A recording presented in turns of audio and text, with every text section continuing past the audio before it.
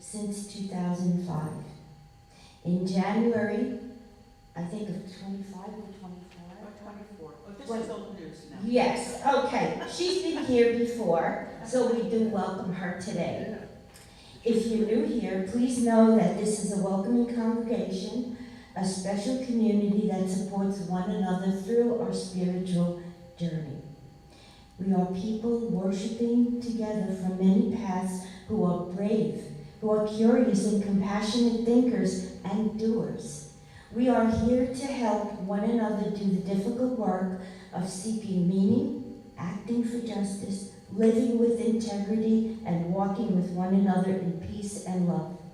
We hope that this hour set apart from daily concerns will renew our spirits, strengthen our love for one another, and embolden us to bring reconciliation wherever we find division. It's good to be together.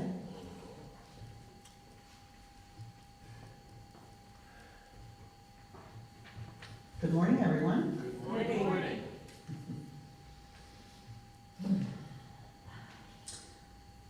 Whether you come here this morning carrying joy, concern, grief, gratitude, or questions, you're welcome here just as you are. As I've been reflecting on bravery lately, I've been reminded again that courage often looks different from dramatic actions we often attribute it to. It can be more subtle, reflected in the story from this past week about climate activists, teachers, and psychologists who are pushing back on despair by choosing joy, laughter, and community as sources of resilience. It was a reminder that courage is not only found in protest and resistance or visible risk. Sometimes courage looks like keeping our hearts alive, continuing to show up and building connection in the face of grief and fear. As we begin this morning, let us reflect on the many forms courage can take. Speaking out, showing up, facing ourselves honestly, staying present to suffering, and keeping the heart open to what love asks of us. It is good to be together. And can we have someone to light the chalice?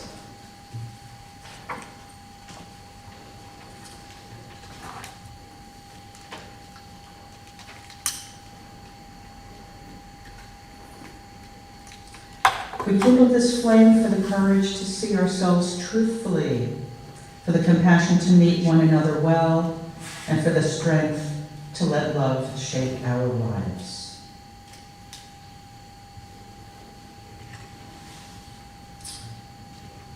Let's acknowledge the land that we are on. We are here on the ancestral lands of the Merrick. We were put upon Turtle Island to be caretakers, to gather in a good way, to be with Earth's children in all of their forms, those of the land, the water, and air. Let this land acknowledgement be the beginning of our return to unity. Let us be guardians of the waters, air and earth, the four-legged, the flyers, the swimmers, the crawlers, the mammal people, and the green. Let us be the guardians of harmony and kindness. And we have our first hymn this morning. Yes, there is more love somewhere. Guess what? It's another one of those, you don't need the hymnals. If you want to stand up, you are very welcome to stand up. As I tell my students, it's actually the best posture for singing is standing. It absolutely is. And you don't either. There is more love somewhere. There is more love somewhere. I'm going to keep on till I find it. There is more love somewhere. That's it. Now you know the words. And then there's other stuff. There's other good stuff. Hope and peace and joy. And I'll tell you when they come, okay? But for right now, there is more love somewhere. If you are inclined to clap, start clapping on the word love. And that'll carry you through the whole thing, okay? I'll play a little bit.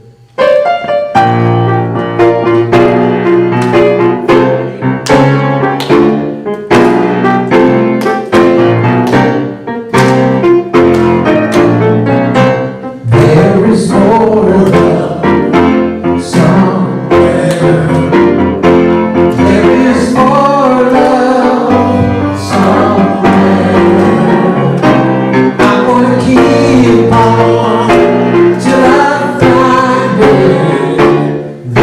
There is more love somewhere. More hope. There is more hope somewhere. There is more hope somewhere. I'm gonna keep on till I find it. There is more hope somewhere. More peace. There is more peace somewhere. There is more peace somewhere. I'm gonna keep on till I find it. There is more peace somewhere. Oh joy. There is more joy somewhere. There is more joy somewhere. I'm gonna keep on till I find it. There is more joy somewhere.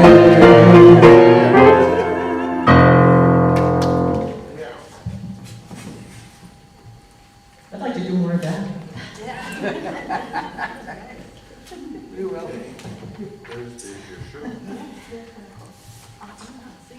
And speaking of peace, it is time to light our peace candle. And of course, we light this in hopes that we will see a greater level of peace in our lifetimes. And remember that it starts within ourselves.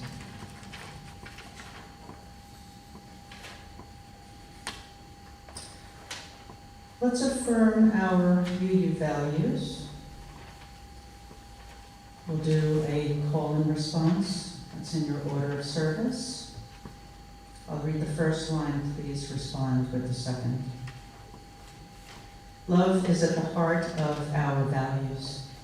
We promise to live our values every day with love as the center of all things. Equity is the value of our inclusive community. We believe in the inherent worthiness of all. Interdependence teaches us we are all connected. We will only be made whole when we live as co-inhabitants of the world. Justice is essential for peace and building a beloved community.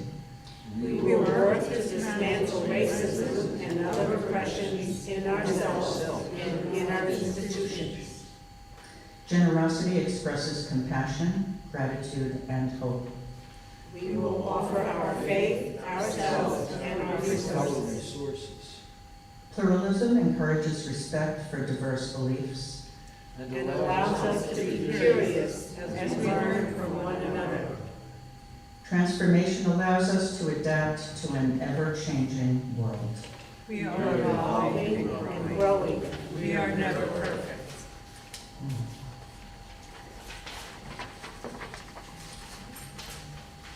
And next is our offering. Well, I'm going to do announcements. It's not Sure. listed, so I'll do announcements first. Okay.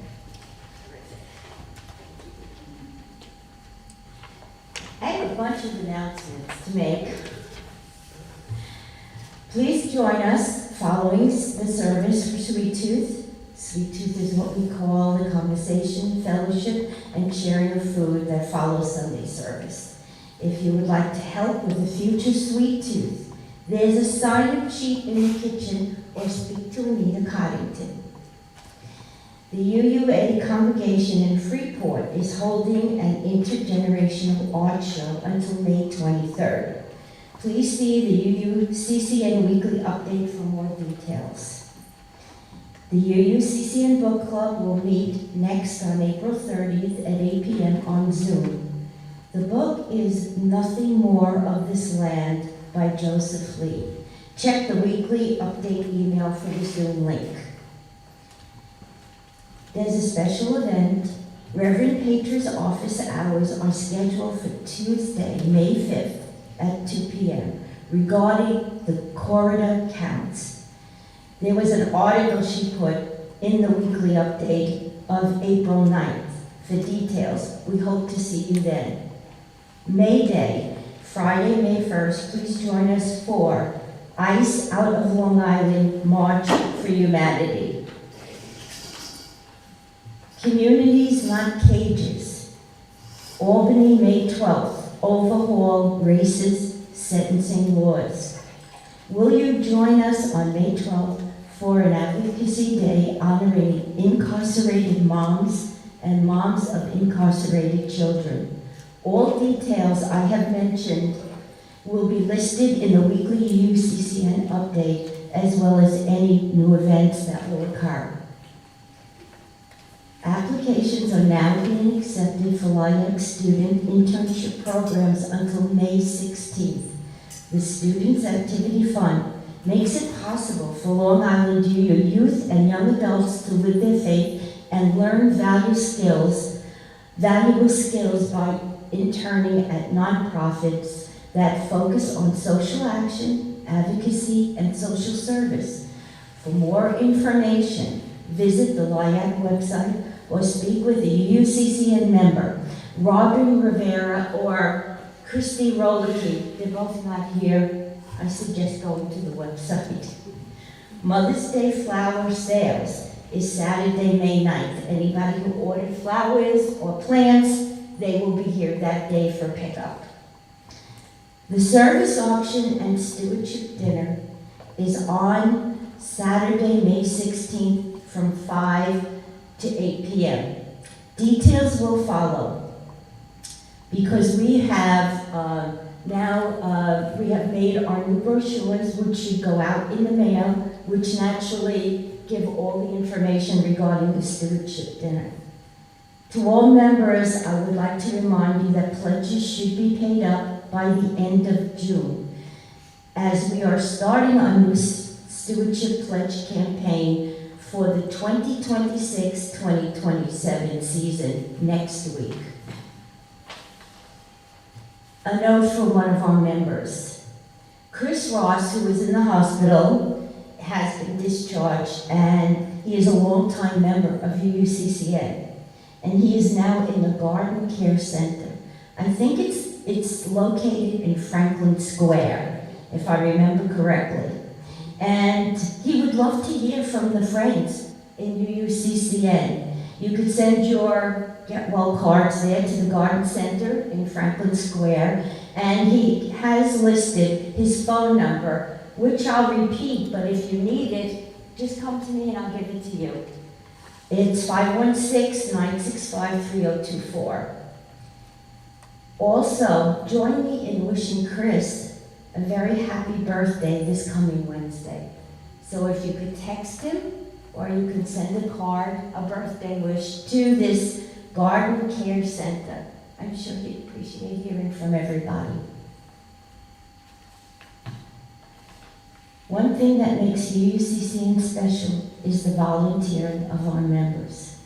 Helping with Sunday service, religious education, office work cleanup, sweet tooth, and other tasks are a way to give back to this community, to build relationships, and to find purpose. If you would like to help, please speak with me or another board member. That's it for announcements. For the offering and Thanksgiving, it's time for our offering and Thanksgiving. Thank you for your support of UUCCN. Your pledges, donation, volunteering sustains our congregation, as we are 100% dependent upon our members, friends, and guests.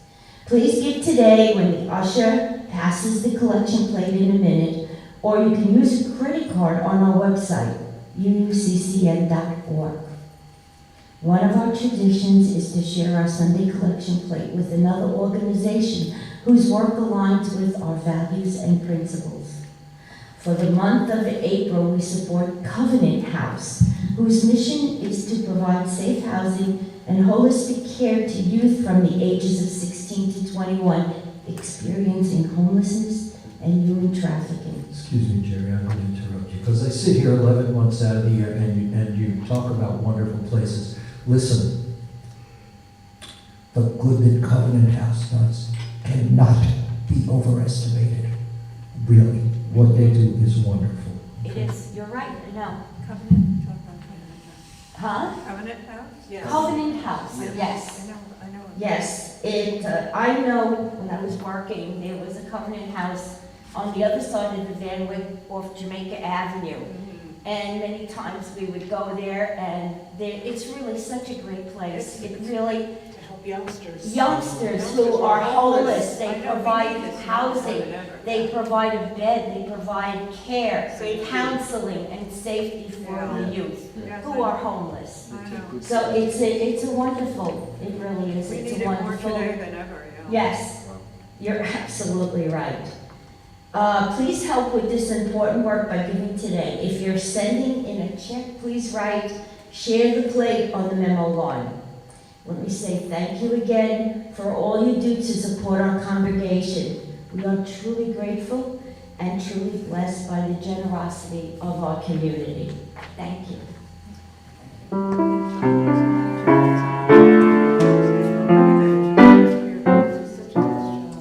Oh, thank you so much.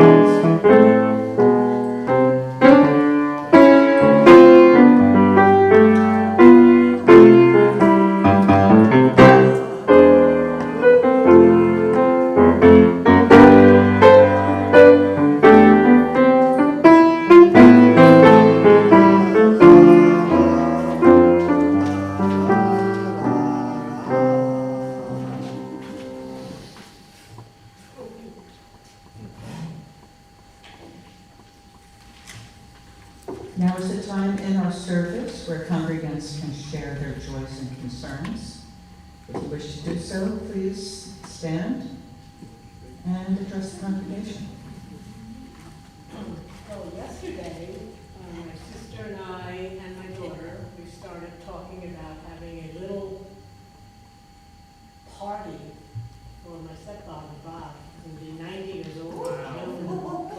So we're planning how we're going to do it. And it's joyful that he's with us, that he's in good health, that he can enjoy the family and friends that we're going to invite. I think when he was prime, and I'm going to just bring the food to them because I know they do a nice job. And my sister and my brother and I will split everything. So that's a joyful thing that we're doing. And I am very concerned about Chris. Yeah, Chris Ross. I spoke to Phyllis yesterday, Yeah. and he has to stop his cancer treatment because he can't, he's so weak. As the doctor said, if you can't walk in here, you can't give you the cancer treatment. So they're treating him for one thing in the rehab, and it's like, I'm really concerned for Phyllis and for Chris. And they need our support and love, and a card, a call would be very nice.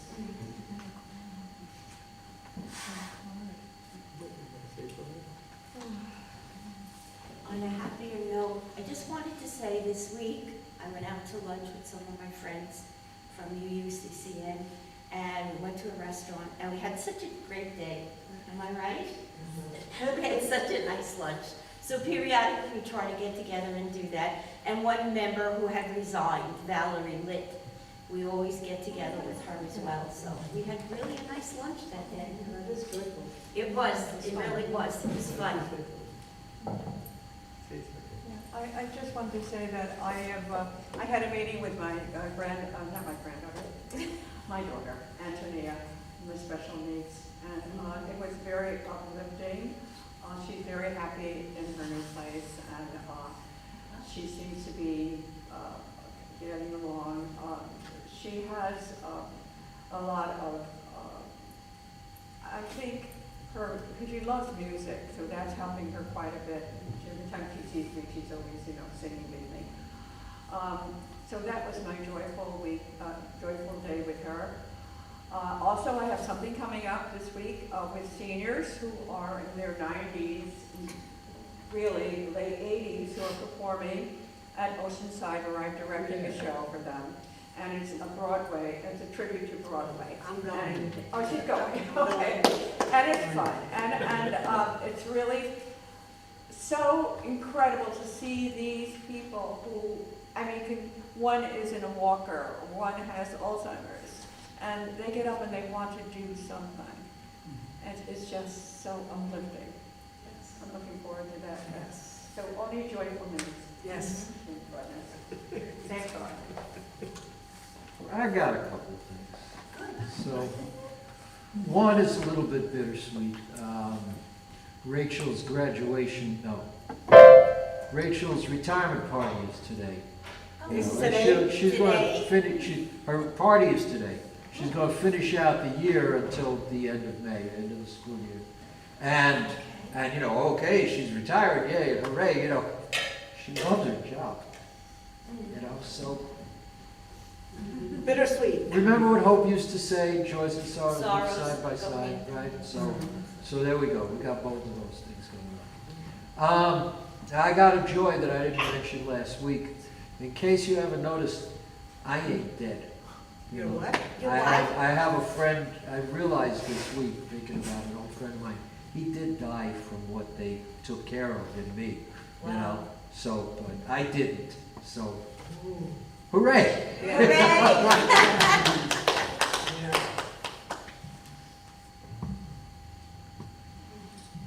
Has everyone shared that wants to share? We hold in our hearts all that has been shared and all that remains unspoken.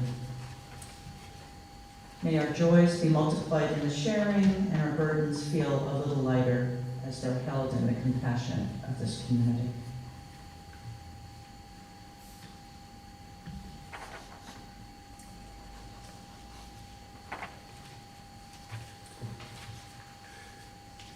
Let's quiet ourselves in prayer.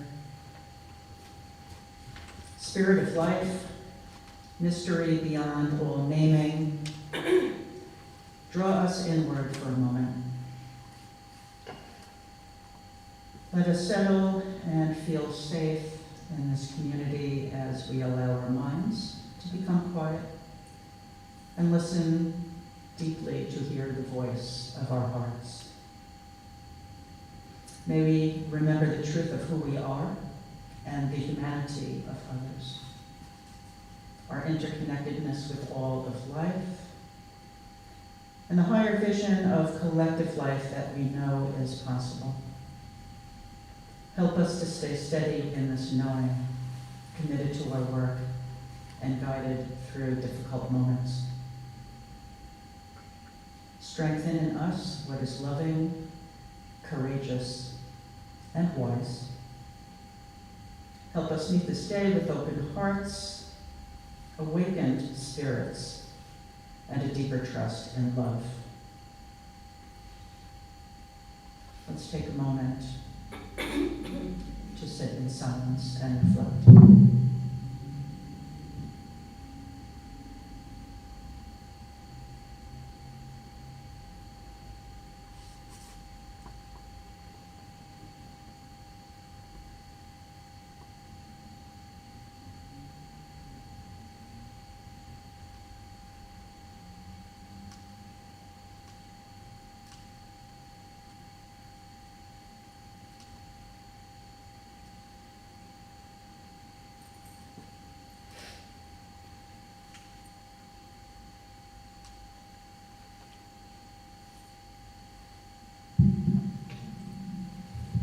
Hello.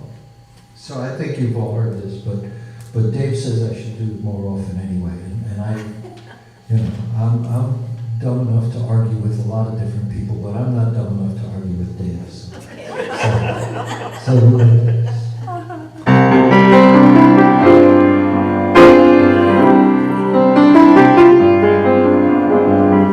I went online, I looked around, and quickly grew alarmed. Some fool said teachers all should be required to be armed. I started typing angrily, hey, teacher's not a cop. I was opening both barrels, and three thoughts made me stop. Is it true? Is it kind? Will it help the kind of person who's already closed their mind? Do I have the right to put him down just 'cause I'm so inclined? Is it true? Will it help? Is it kind? I drive around the roads making dangerous mistakes, like cutting right in front so close I had to slam my brakes. I pulled up beside him with my mouth an open frown. I had to stop and think before I rolled my window down. Is it kind? Is it true? Will it help him understand that there are better things to do? Or am I only looking for an angry pod to do? Is it kind? Will it help? Is it true? There are times when I've been right and times I've been so very wrong.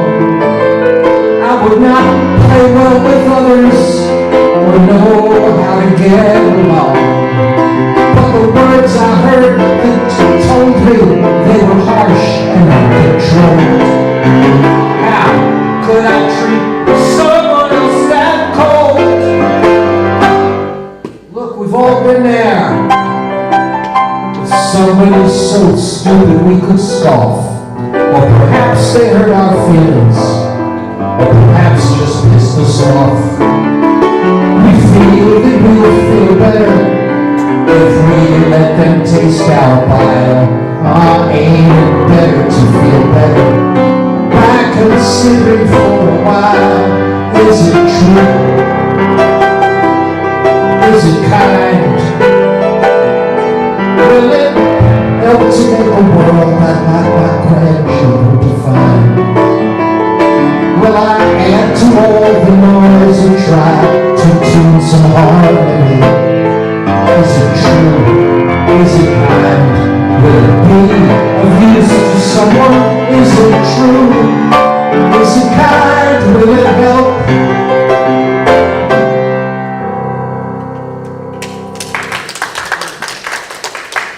Thank you, Michael. Thank you, Michael.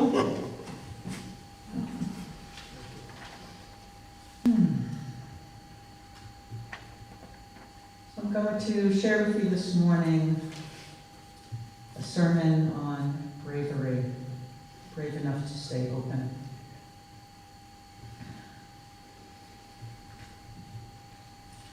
I frequently find myself reflecting on how we have ended up in a time that feels so strange, disorienting, and fragile.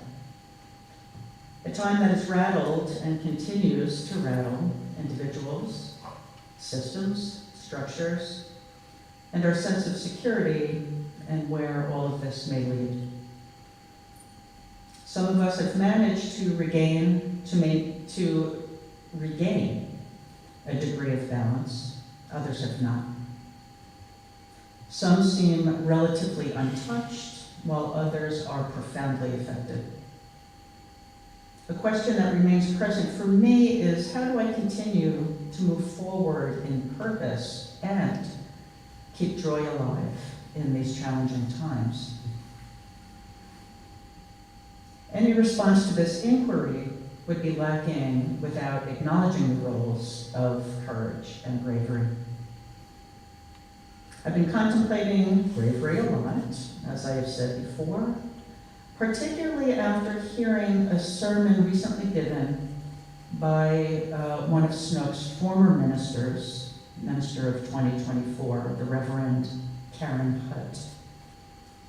To give you a little background and context, Rev. Karen lives in Minneapolis and was present and active during the height of the ICE crackdown there. She spoke of her experiences from being on watch, to protesting, to witnessing the immediate aftermath of Renee Nicole Good's murder, to providing pastoral care, and everything they learned from those experiences. Bravery. How do we define it? How does our society value it? What awaits us on the other side of it? There was a period in my life when I viewed bravery primarily as something external, like what I just described, being in the face of tremendous risk.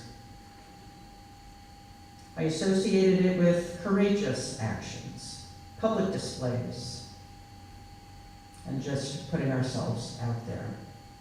And bravery can certainly look like that. Though over time, I've learned to also value a different form of courage, one that is introspective and sometimes can be more challenging. And so I'm going to shift to something a bit more personal. Some years ago, quite a few years ago, I made a difficult decision in my personal life to leave a long and complicated marriage, and found myself standing at a threshold that I couldn't avoid.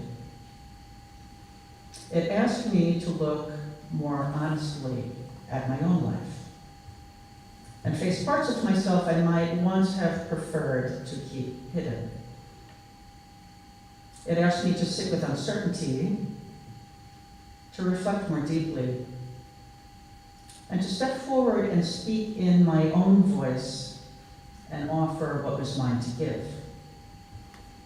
Of course, this was neither an easy process or neat, and came with significant discomfort. To gain clarity required honesty, humility, and abandoning past narratives and defenses. It was a beginning to be receptive to change, the kind that often costs us a sense of certainty, control, a familiar identity, and the safety of being hidden. Often courage means agreeing to undergo transformation. I've come to understand that this inward courage is essential not only for our own integrity, but also for the healing of our interconnected lives. If we truly want to help create a better world, we must start by becoming more aware of what lives within us, our fears, wounds, biases, our habits of defensiveness and reactivity. Because the more truthfully we can face ourselves, the more present and compassionate we can be with one another. The more able we are to listen across differences without rushing to judgment, the more able we are to hear what is actually being said and to remain in conversation without withdrawing. And so this morning when I speak about bravery, I'm speaking about the courage to let love shape us more deeply than fear. I spoke earlier about the sermon from Rev. Karen, and what stayed with me was the different faces of bravery her words revealed. There was the outward face, being out in the streets with protesters and protectors, helping keep watch, blowing whistles to alert the community to danger. It was the pastoral bravery of witnessing the aftermath of Nicole Good's murder and holding that terrible reality with a grieving community. And then there was the inward face, less apparent but no less powerful.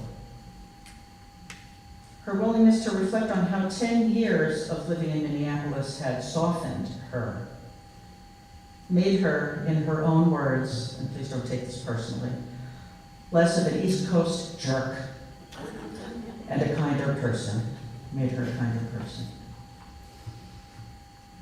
Her sharing was filled with a wealth of insight. Bravery as action, as witness, as vulnerability. and as transformation. What resonated with me beyond her ability to immerse us in her experience was her demonstration that acts of bravery can take many forms and are not always accompanied by clear signs of success.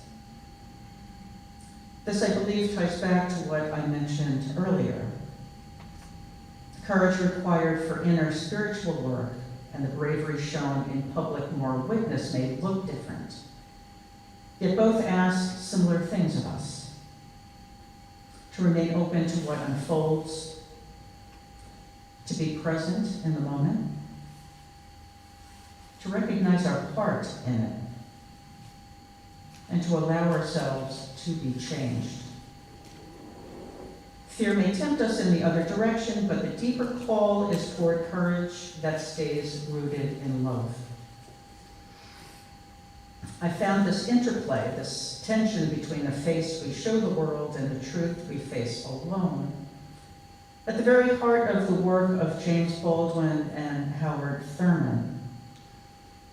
The one spoke primarily through literature and the other through theology.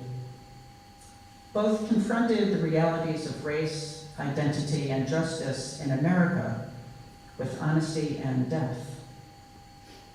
Both understood that without inner grounding, the human spirit can too easily be diminished by fear, humiliation, and pressure. Howard Thurman devoted much of his life to that very insight. Thurman was a theologian, preacher, mystic, and teacher whose influence reached deeply into the civil rights movement. He was one of the first major Black religious thinkers in America to speak so clearly about the connection between the inner life and public life. Howard Thurman knew that if we want to change the world, we first have to possess the courage to look at ourselves with total honesty. He believed the most difficult part of justice isn't facing the opponent, it's facing our own internal warring spirits. When we carry unexamined fear, hidden biases, or old wounds, we don't actually see the person in front of us, certainly not in their wholeness. We only see our projections. Real inner work is the rigorous, often painful process of dismantling those barriers so our compassion can become a clean, direct channel. And this is what Thurman called the inner journey, the inward journey. It's the realization that our effectiveness in the world is tied to our integrity behind closed doors. He challenged us to listen for the sound of the genuine in our own spirits as a way to ensure we aren't just reacting to our own pain. By tending to this nerve center of consent, his words, we stop being people who are merely hopeful and start being people who have truly come alive. Thurman taught that when we choose to stand in the middle of suffering, we are witnessing and there to be transformed. This is the green growing edge of the soul, the place where the old guarded self dies off to make room for a more connected humanity. When we have the nerve to heal our own wounds, our presence changes. We move from performing an act of protest to becoming a person who is no longer afraid to be truly seen or to truly see another. If Thurman asks us to listen to the sound of the genuine, the music of the soul, let's say, then James Baldwin demands that we look at the lyrics we have actually written with our own lives. Baldwin's strongest message to us is that nothing can be changed until it is faced. Believe that the walls we build to protect ourselves from our own history, our personal wounds, and our collective biases are the very things that trap us. For Baldwin, the most dangerous thing a person can do is live in a state of willful innocence, pretending that the things that divide us aren't living inside us. He taught that the work of transformation requires a terrifying kind of honesty. He famously argued that love takes off the masks that we fear we cannot live without and know that we cannot live within. In the context of our work for justice, this means we must have the bravery to drop any persona of the righteous ally and instead do the messy work of human connection. Baldwin wasn't interested in superficial harmony. He wanted a truth that was earned. He believed that our private lives are what dictate our public ones. That the way we treat ourselves in the dark is exactly how we will treat our neighbors in the light. When we bring Baldwin and Thurman together, we find a more complete picture of courage. Thurman gives us the root, the internal stability to stand in the storm, and Baldwin gives us the mirror, the demand we see ourselves clearly so we don't bring our unexamined shadows out into the streets. Ultimately, Baldwin challenges us to accept that the price of the ticket is our own comfort. But in exchange for that comfort, we gain something far more valuable: the ability to actually see one another in their wholeness, in their truth, in their authenticity, and the freedom to finally build something new. James Baldwin's call to face ourselves can feel like a heavy burden, even a threat to the versions of ourselves we've worked so hard to build. But this may very well be why we, as Unitarian Universalists, chose to place love at the center of our values. I believe that it's because love is the only power strong enough to hold the truth that Baldwin asked us to see. And that's a beautiful claim, but it's a very demanding one. If love is truly at our center, it can't remain a general wish for human goodness. It has to become a discipline. It must take form in how we listen, how we hold pain, ours and others, and how willing we are to be changed by what we witness. Rumi once wrote that through love, all pain will turn to medicine. I hear this as a reminder that love changes what pain does to us. Love can deepen us and open us where we once felt the need to close to protect ourselves. But this kind of love requires a practice of radical honesty and the humility to begin again when we fall short, and we will fall short. It also requires a measure of mercy toward ourselves, because self-condemnation is not the same thing as transformation. Sometimes the most elusive form of bravery isn't acting at all. It's the courage to allow ourselves to receive help, to receive truth, and to receive love without feeling that we must earn it first. As Unitarian Universalists, we understand certain forms of bravery very well. We know how to show up for public witness. We value intelligence, independence, and the courage to resist conformity. And these are real strengths. And if we're truthful, using the mirror that Baldwin holds up, we have to admit that, like any community, we have our vulnerabilities. We can sometimes confuse analysis with courage, as if seeing a problem clearly with the same thing as risking something to solve it. We can mistake politeness for love, avoiding the deeper intimacy that real relationship requires. We might even defend openness in theory while resisting the actual vulnerability of being teachable people. And please understand, I don't mean this as a criticism. It's just the truth of being human. If love is at the center, we're called not only to stand for what is right, but to let our values work on us.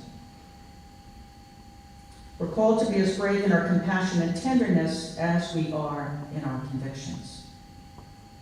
And so I will leave you with this question today. And there are many questions to ask. But for today, can we tell the truth about what keeps us guarded?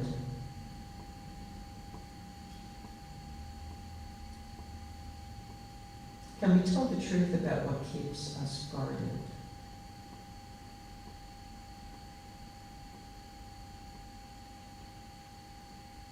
Acknowledging that truth in ourselves and to share that with others.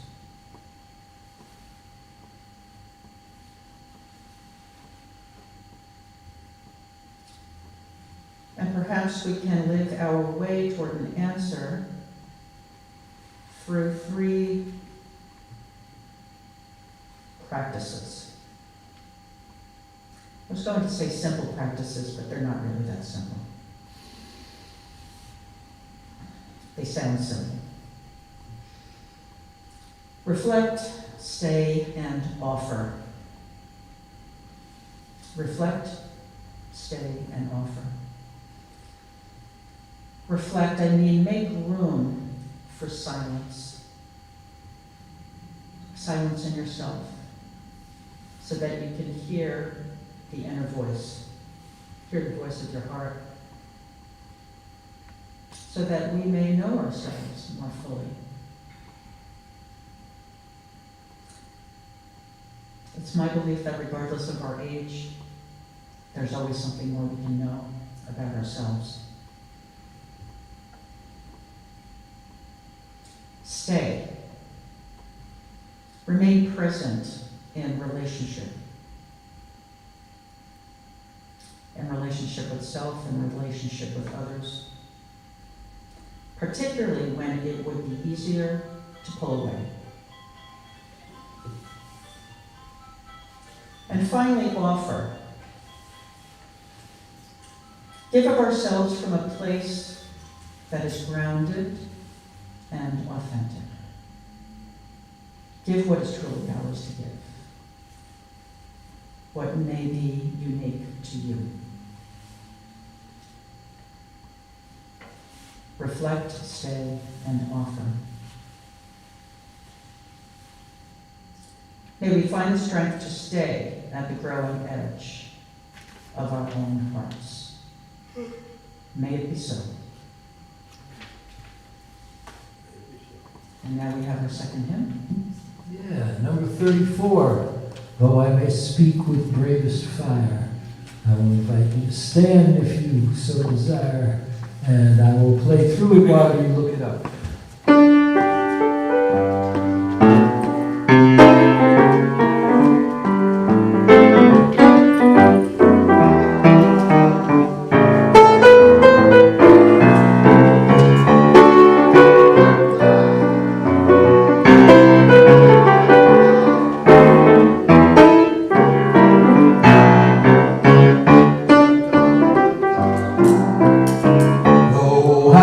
Speak with bravest fire and have the gift to all inspire, but have not love, my words are vain as sounding brass and hopeless game.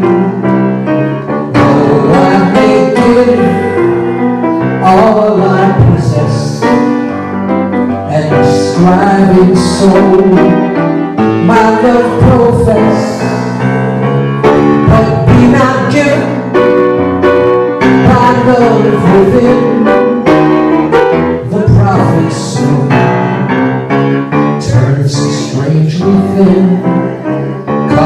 Spirit come, our hearts control.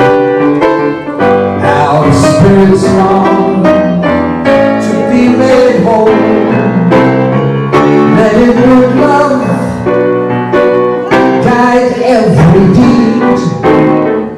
By this we worship and are free.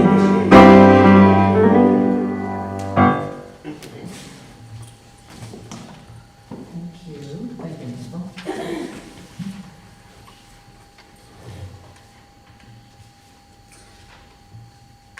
As we get ready to leave this sanctuary today, may we carry a courage that is sincere and compassionate. Courage to engage in those difficult conversations for our continued inner work. For the ability to stay present to the suffering around us without being consumed by it. And for the courage to continue to connect and strengthen relationships in and outside of our comfortable circles. I was introduced to a song yesterday, and I would just like to leave you with its lyrics. It's actually a mantra, and it is called I Will Rise Up by Sean Johnson and the Wild Lotus Band. I will rise again through rain and floods and wind. Knock me down and I'll stand up. Oh, I will rise again. Om Namah Shivaya. I will see again through the darkness where I've been. The clouds will pass, the sun will shine, and I will see again. Om Namah Shivaya. I will love again, broken as I am. Life is too short to close my heart. Oh, I will love again. Om Namah Shivaya. Hemataraja.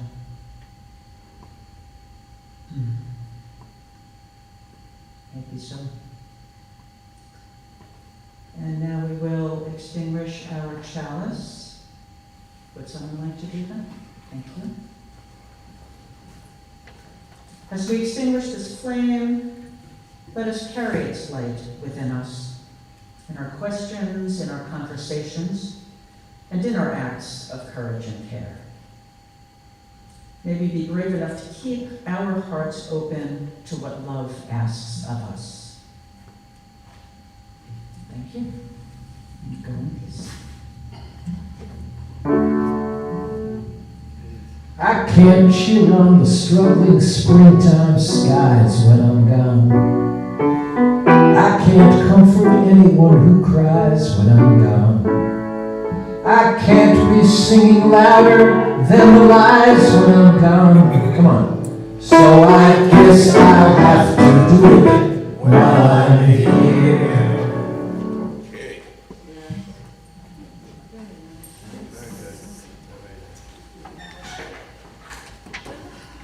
Join us, please. How are you?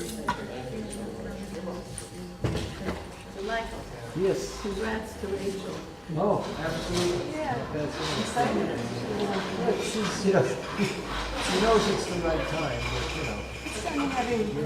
She said, of course, it's retirement. But it's a big one. worried about finding something to keep her busy, Things will find her. What? Things will find her. I suspect that will happen. Thank you I was both. like, I worked very hard at not getting too involved.